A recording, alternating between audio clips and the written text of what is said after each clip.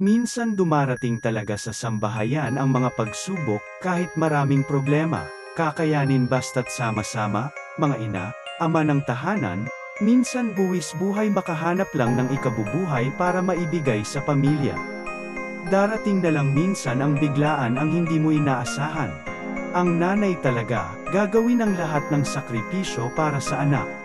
Panuurin natin ang tunay na pagmamahal ng isang ina sa kanyang anak. Ang nanay ay may uwing pagkain para sa mga anak. Marahil, dahil sa kasab-ika ng anak na sumalubong sa nanay, nalaglag yung isa, kasama ng dalang isda, nalaglag yung anak at yung isda. Pero ang golang ng nanay, inuna pa rin ang anak na nalaglag. Panuurin kung paano ang ginawang diskarte ng nanay sa kanyang anak. Kaya kukunin niya yung anak niya na nalaglag kanina. Tingnan natin kung anong gagawin ng nanay. Yan, ganyan ang gagawin niya. Inuhat niya ngayon. Tapos, sasampa niya dun sa sa may bintana, yung unang tuntungan. Oh, no, yan ang first time, hindi niya nakuha. So, ano kaya gagawin niya? Mais mo na siya. Ayan. Second attempt. Makaya. Oh, no. Oh, ang hirap. Talagang ganyan. Ay. Third attempt. Ayan, nakuha na kaya ng nanay. Ayan na. Pipilitin pa rin niya. Paano kaya gagawin niya? Ay, nakakit. Nakasampa na siya. Pahinga muna nanay. Diba ganyan ang mga nanay? Pahinga muna. Pero hindi susuko. Hindi susuko. Ayan. Ano kaya gagawin niya uli? Tataas niya doon sa may apat. Makakaya niya kaya yun?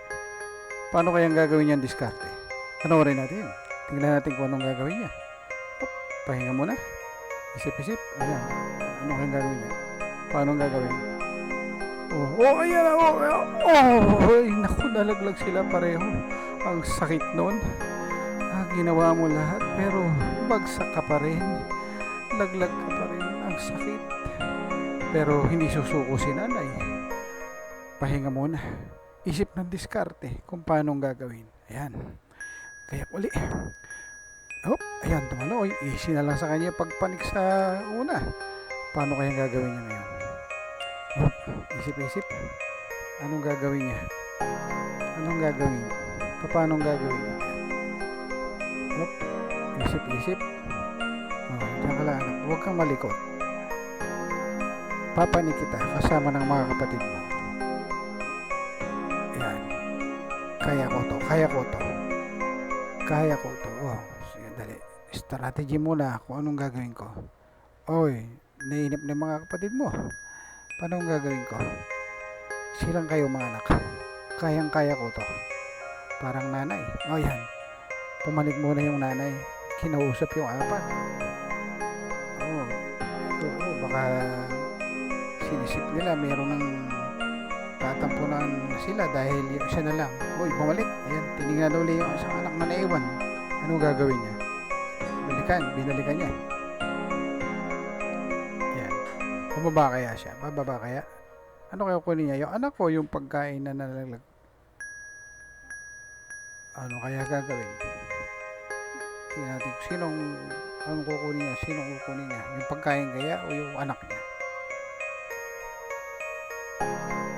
Ay, hirap talaga ng nanay. No. Isip talaga. Yung anak kamali. Sa kasabikan, mga anak talaga nagkakamali. Pero, ano kaya gagawin? Kumain yung anak. Kinain yung isda na nalaglag kanina. Diba? Yun ang sumalubos na nalaglag Ayan, ano kaya gagawin? Ayan, tinignan mo na ng nanay kung anong ginagawa mo. Okay, kumain ka muna anak. Ayan, kumakain. Ngayong apat, steady lang kayo. Kukunin ko yung pagkain. Ayan. Kayo kaya mga nanay, anong gagawin ninyo? Ayan. Ano kaya? Kinuha muna niyo yung isda. Yun. Ano gagawin niyo sa isda? Kakainin niya kayang mag-isa? Anong gagawin niya? Ay, sumampa. Ay, bibigay siguro doon sa 4 na anak. Ayun. Bibigay niya doon sa 4 na anak. Bibigay kaya? Tingnan natin. Ibigay na. Ayan, naputol lang. Binigay niya. Ayun, kinuha naman niya yung kanya inaiwan na anak niya. May sampan niya na kaya? Makakaya niya na kaya yan? Tingnan natin. Oh! Ayan, nakasampas. Ang sila lang sa kanya yung una. Pero kanina,